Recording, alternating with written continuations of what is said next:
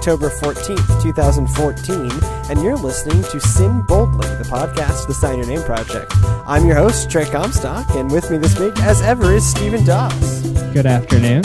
On this week's episode, we are talking about two very different topics. We're talking about homosexuality in the Catholic Church and the end times.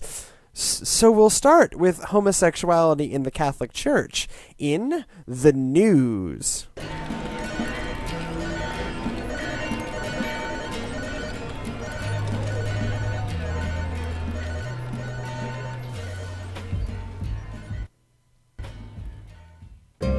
So, maybe it's just me, but I think it's sometimes a little depressing what counts as good news in the issue over LGBTQ inclusion.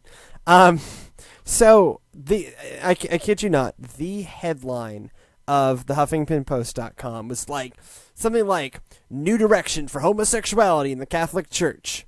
You want to know what that new direction is? So, the Catholic Church, the bishops met, the 200 bishops and lay delegates met in a synod.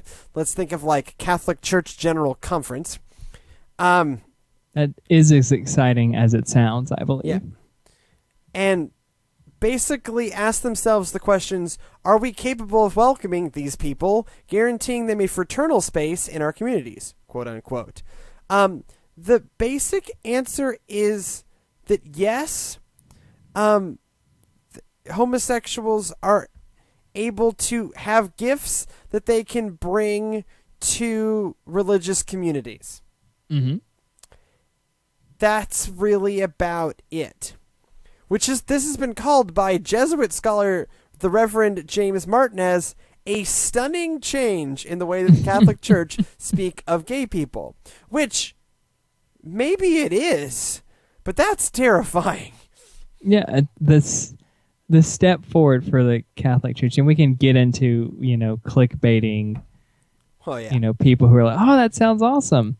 Yeah, we can get in a whole thing of that. But, ultimately, what we decided is that it does sound like the Catholic Church is now almost to the precipice of what the United Methodist Church was in 1972. Right, and this feels a lot like simply saying that, well, while we believe that homosexuality is incompatible with Christian teachings, they're still perfectly welcome in our religious communities, even though we've just called them completely incompatible with Christian teachings. Right.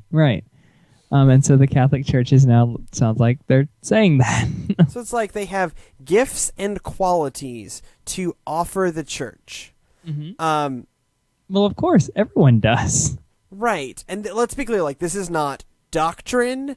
This is not, like, canon law. This is, like, some say that LGBTQ folks have gifts and qualities that, are welcome. Everyone already knows they have. Everyone already knows they have. So it's like it sounds like, in all honesty, someone like the Catholic Church gave a press release as to what was going on, and they said like this topic came up, and then of course Huffington Post and I'm sure other aggregate sites whose entire income is based on who clicks what. Well, that's the internet. The internet is based on who clicks what. We're based on who. We make content decisions theoretically based on who clicks what. Theoretically we do. We don't really. We don't really. Not at all. We don't care who clicks. We just have something to say. That makes us very dangerous. Yep. No sponsorship. Right. Like, we literally have nothing to lose. Yeah. I mean, I at this point, I fund this site almost entirely out of pocket. It's just like, whatever, dude. We got nothing to lose. We had got some donations in the beginning, and which we're very thankful for. We are very thankful for. And that's one of the, that is a motivation to keep doing the show. Mm-hmm. But it's not like we have sponsors calling us going, well, I really wish you would stop talking about this and this and this. We're not going to. If you thought you could do that, you shouldn't have sponsored us. Because we're crazy. But I think you're right that some of this is just link bait. Yeah. And the fact of the matter is, you say that, it's like, oh, see how how they're not doing anything, like, anything earth-shattering. Yes, it's good for the Catholic Church that they're, moving towards this. It's also, something that other churches, other Christian religious eras have done for a long time. The UCC, the Episcopalians, lots of people. But I mean, and it's one of But to go me, ahead. Here's the quote that makes this look like a hedge, right? Mm-hmm. Are our communities capable of providing that accepting and valuing their sexual orientation without compromising Catholic doctrines on family and matrimony? Yeah. So what they're still doing is they're still pitting homosexuality as separate from and other from family and matrimony. Mm-hmm. And so this really, again, like, if this is an earthquake, this makes me sad on a level. Yeah, if this is an earthquake, then how far do we still really have to go? And I get that this is the Catholic Church, and on some things they just change at a slower pace, if at all, than the rest of Christianity in many ways, than the rest of mainline Christianity. Because usually, in the way I think about the world, and maybe this is just me, I think of the Catholics lumped in with the mainlines most of the time. Most of the time, when it comes to issues of social justice, when it comes to, being a large institutional churches, they are the largest institutional church. Right. There's 2 billion or a billion? 1 billion. 2 billion Christians, 1 billion Catholics. Now, that counts like Spain, so take that number with a grain of salt. Just say there are a lot more Catholics than there are any other individual Christian denomination. Yeah. Bar none. And so they do, you look at their stance on the ordination of women. They don't have one. No, their stance is nope. Their stance is no. You look at their stance on abortion. You look at their stance on contraception. You look at there's a lot of issues where the rest of kind of the mainline Protestant end has made some shifts or worked to accommodate. Rome has simply said, no, listen, ain't happening, home skillet. Ain't happening. Yeah. And in a way, often I look at them, and I've said this in other episodes. On some ways, I marvel and appreciate their consistency. You kind of know where they're going to go. Yeah. And what they'll often do that a lot of other denominations don't do is they'll back up their beliefs with actions. Mm-hmm. So there's no divorce, there's no abortion, and there's no contraception. You know what they have a lot of? Homes for unwed mothers. And this whole support infrastructure for women who experience unintended pregnancies while young. Yeah.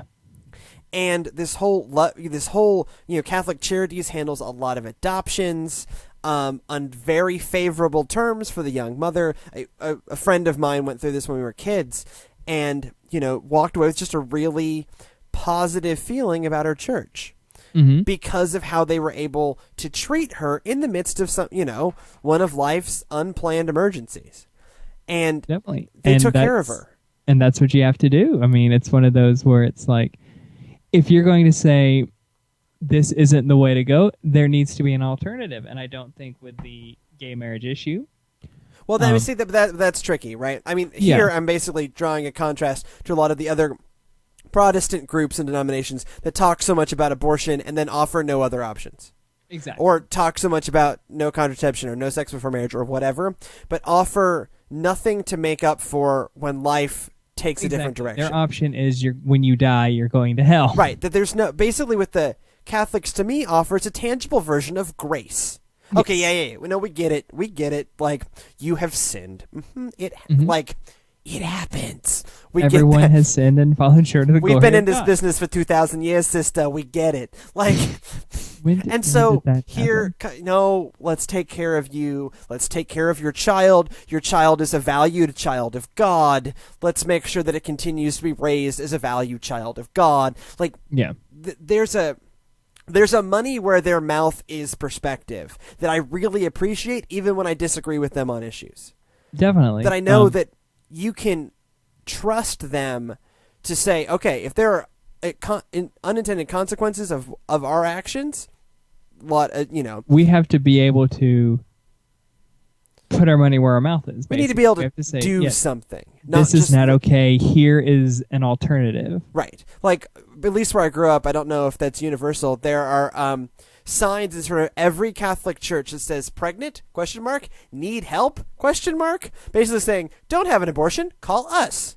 Yeah. We're offering, get this. Help. Help.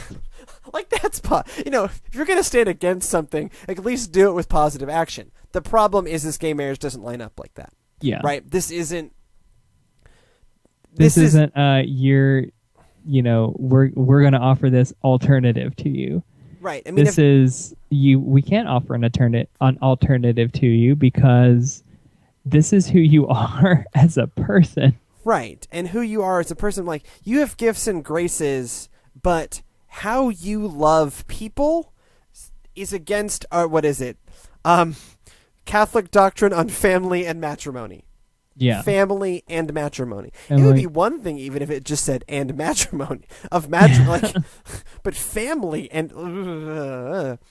so it just this is a moderation of their stance, but it's not moderated in a positive way, right? It's basically saying, well, we kind of know you're here anyways. Mm-hmm. In often cases, you're our clergy. Let's be real for a second. And, you have a lot of, I jokingly before the show, and I have no way of knowing this is true, it was like Catholic Church, possibly home of more gay pastors than any other denomination, right? Yeah. Because if you think, it becomes a logical out if you have sexual beliefs that are incompatible. If you have sexual feelings that are incompatible with your religious beliefs, the monastery and the priesthood starts to make sense. And I don't mean this in like the inappropriate things that were done. I'm not saying that at all. I'm just saying that this is one of those places where historically LGBTQ folks have ended up within the Catholic Church is in one of the religious orders because then they're shielded from that. Yeah. They have a support structure that protects them.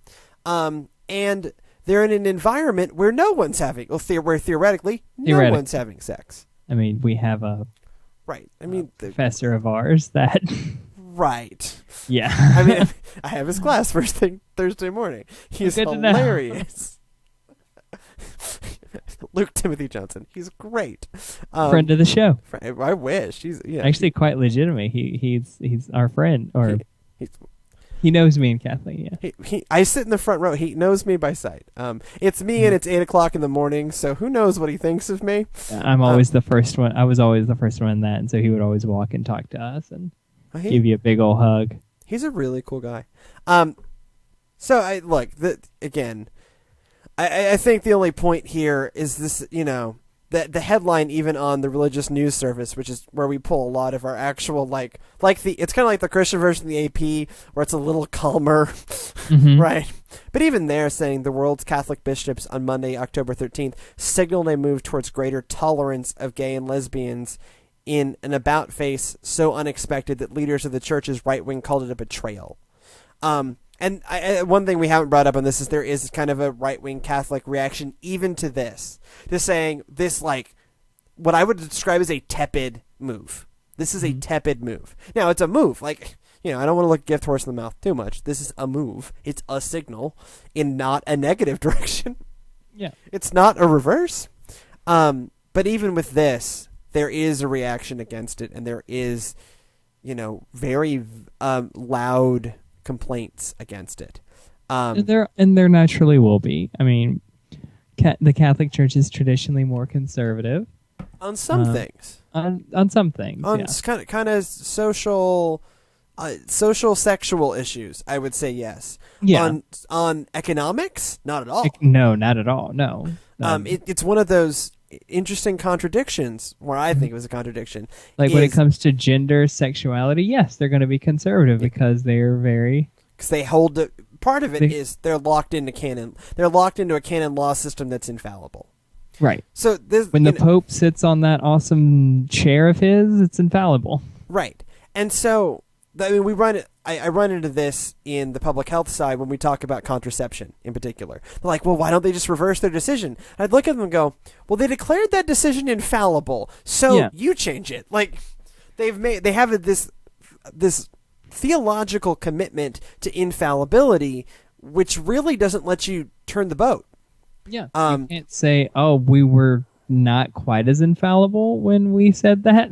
Right, like, if you've elevated, and it's not everything the Pope says, it's only very, like, narrow band, but their stance on contraception has been elevated to that narrow band of infallibility. The magisterium, I believe is what it's called. I think that's what it's called, yeah. Don't quote us on that. Me on that. I've read about this issue, it's just the vocab that's falling out of my head. But either way, like, this is an infallible decision from their perspective. So you either theologically... It is the magisterium. Thank you. Who man? The authority that lays down what is the authentic teaching of the Church. For the Catholic Church, that authority is vested uniquely in the Pope and the bishops who are in communion with him. Right. See? Who man? So that got elevated to the magisterium, and so you either totally theologically undermine the Pope and the bishops that in communion with the Pope, or you leave it as is. Yeah. And stand as this kind of strange half in, half out presence in the world of, theological progressivism. Economically, very progressive. Socially, sexual, especially sexually, very regressive, or not. I guess not as progressive. There aren't witch hunts and things anymore. We've come a ways, but we've come a long way, baby. Yeah, and the Catholic Church is easy to pick on because they were there before any of us, and so they have 1,000 years of mistakes that we can point at and go, ha ha. Look at them. Right. So they had 1,000 years of being kind of the only option in the West. Yeah, the only option. So and they got mixed with politics, and so Catholic Church is and I really try not to do this, the kind of pile on the Catholics, because they do try to do something interesting and authentic. And I actually find Catholic spirituality very meaningful in my own life. So I do not want this to come up as like an anti-papal, anti-Catholic stance. That's certainly not where I stand. But on this issue, I think they are, on the wrong side of history and on the wrong side of God on this issue.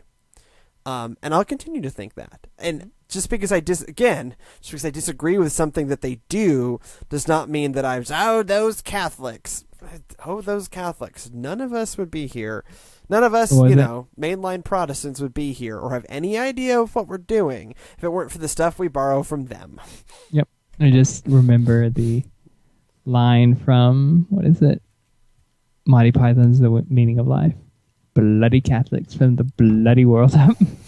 Sure, absolutely. But we don't believe that. Speaking of blowing the bloody world up is this week's discussion.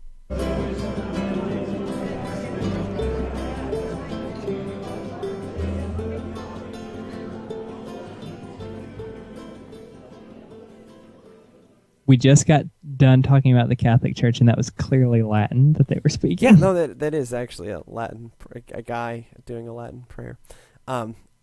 So speaking of things that I find much more deeply troubling, even than the Catholic Church's stance on LGBTQ inclusion, is we did an episode a few months back on the rash of Christian movies and how 2014 I think is turning out just to be the year of Christian movies, whether it's Mom's Day Out or Mom's Night Out, which is the Christian Hangover, or the Christian Hangover. Is that when you get too much communion wine? No, but it's like the movie The Hangover, but from a Christian perspective.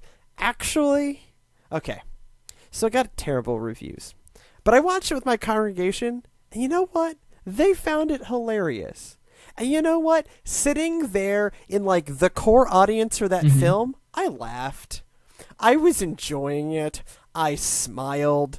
Is it horrifically gender role regressive? Yes. Of course. Absolutely. Is it also kind of funny and kind of heartfelt? Yeah. Yeah. So, like, the meaningful, like, religious core statement is made by a biker who's sitting with the main mom character in a police station by bringing up something he saw on Pinterest.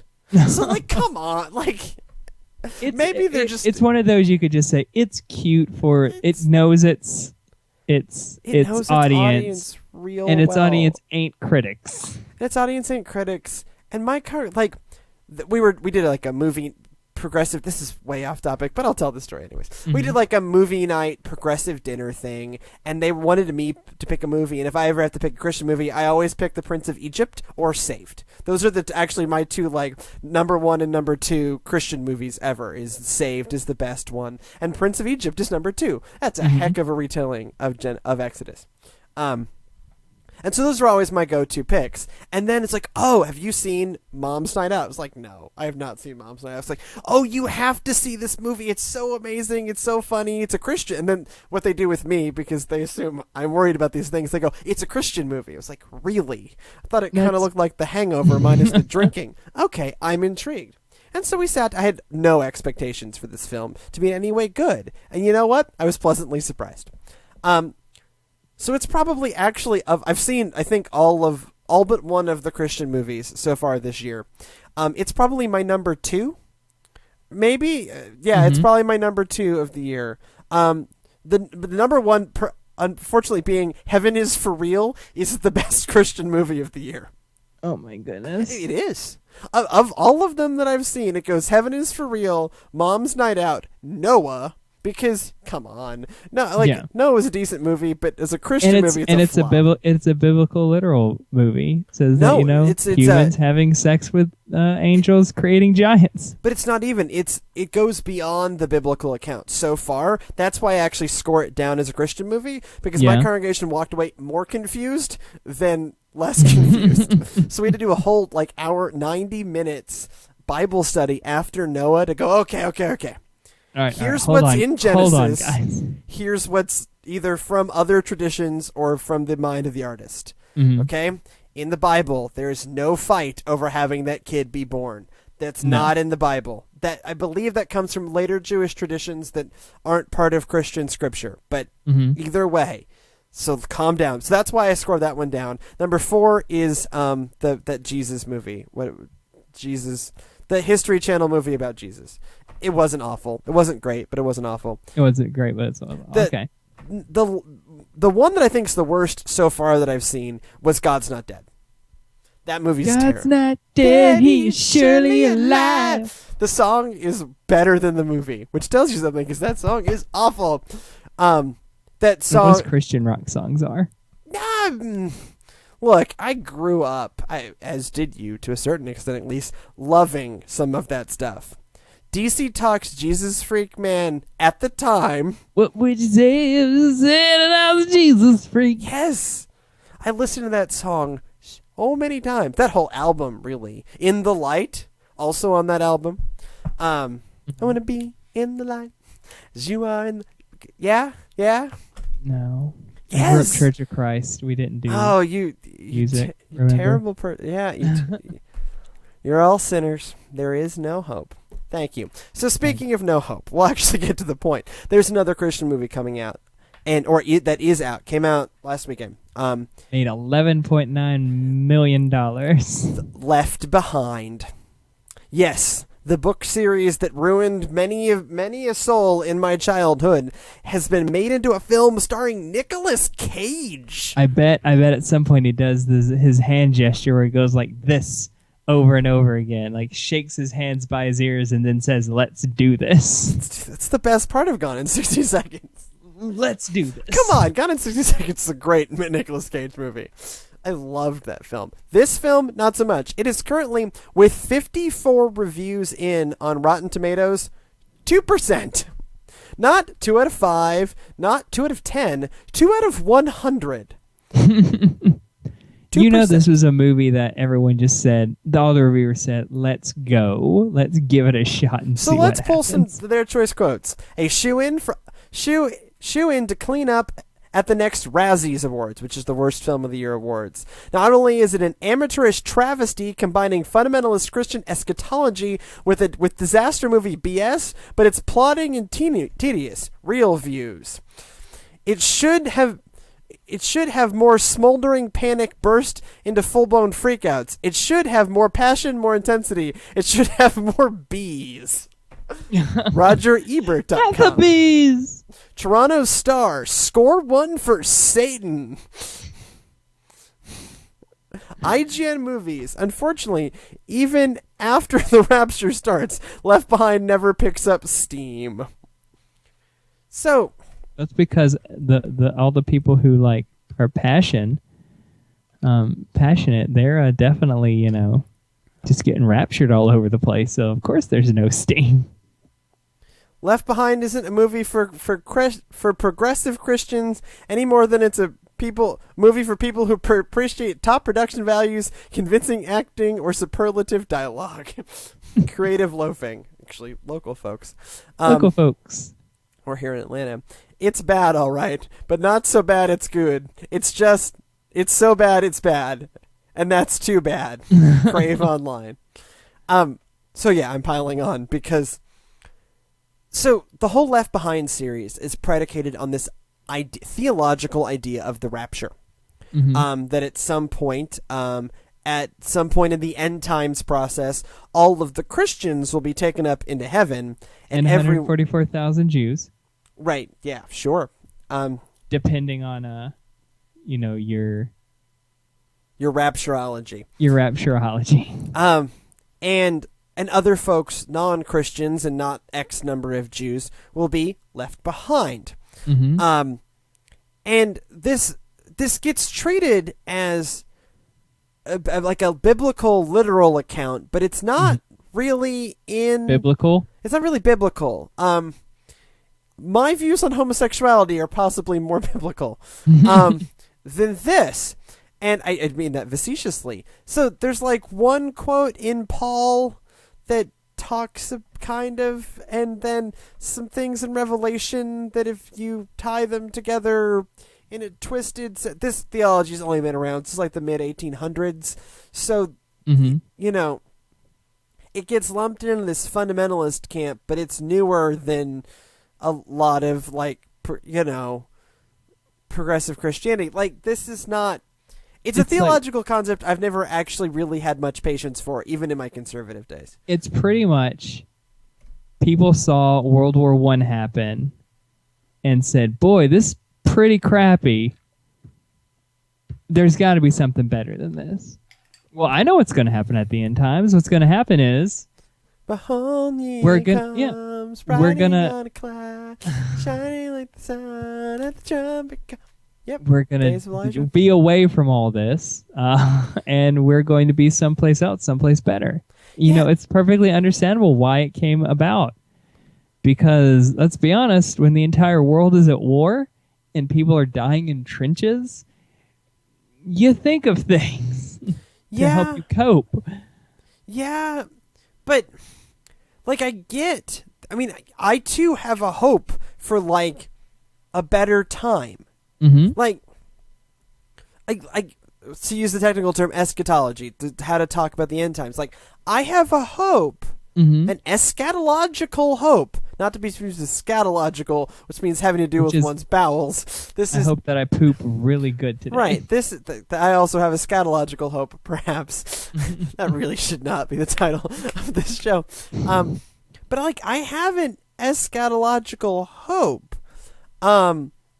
But it's not that I go to a better place and everyone else gets it, which is kind of sits at the core of this rapture thing, is that the rapture is only meaningful because some people go up and some people are left behind. And hence the name of the movie and the book series, all of which have sold millions. And anytime a thing of faith makes this much money, I automatically get suspicious of it. Looking at you, Joel Osteen.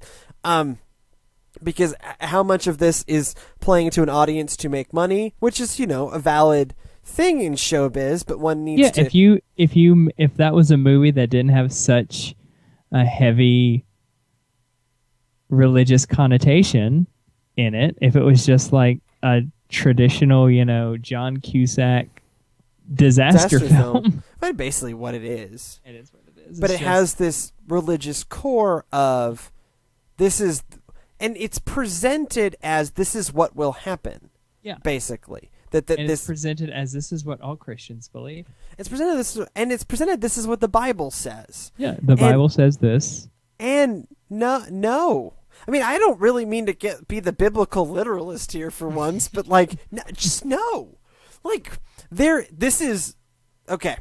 So let's get technical again. This is eisegesis. That is taking something from outside and stuffing it into the text. Yep. Rather than exegesis, which is trying to find a way to make the text speak for itself and really digging into what the text means. This is take the text and shove it on in there. Take the text and shove it on in there.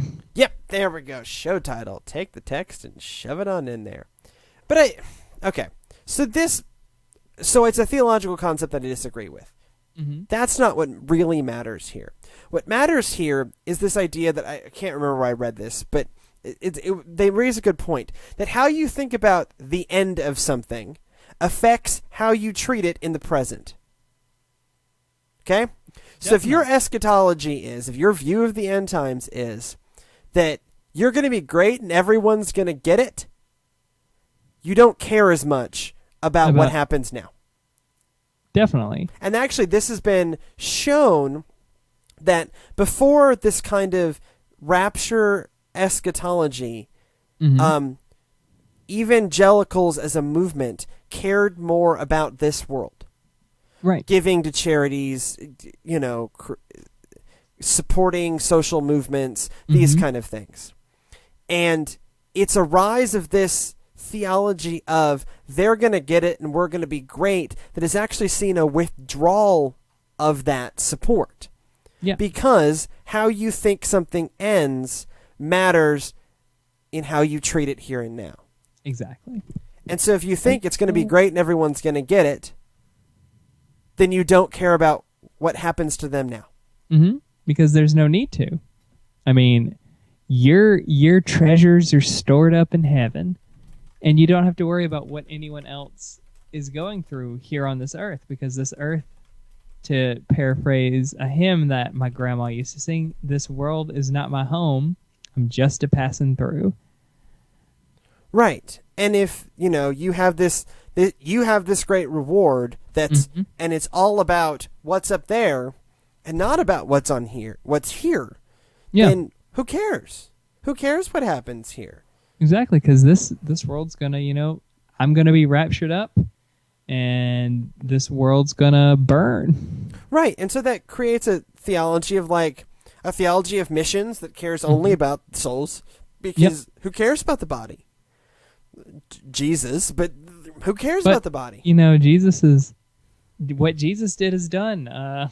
Now we have to just save souls to make sure everyone gets raptured up. And also, it creates this and I see this even in my own community, of the sense that the end times is right now. Yeah, it's the next thing. You see all of these terrible things happening in the Middle East, and you go, oh, it's the end times. And I actually spent a lot of my life in ministry going, maybe? I don't know. I could make a lot of money as an end times prophet. I'm not one.